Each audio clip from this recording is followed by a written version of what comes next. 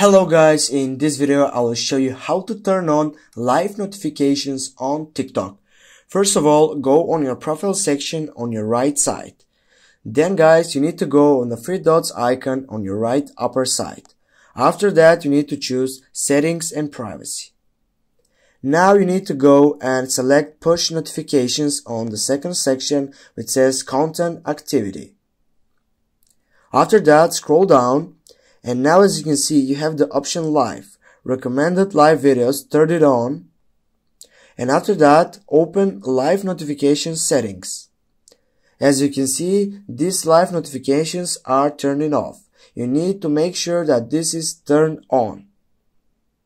Now guys, get back. And now you know how to turn on live notifications on TikTok.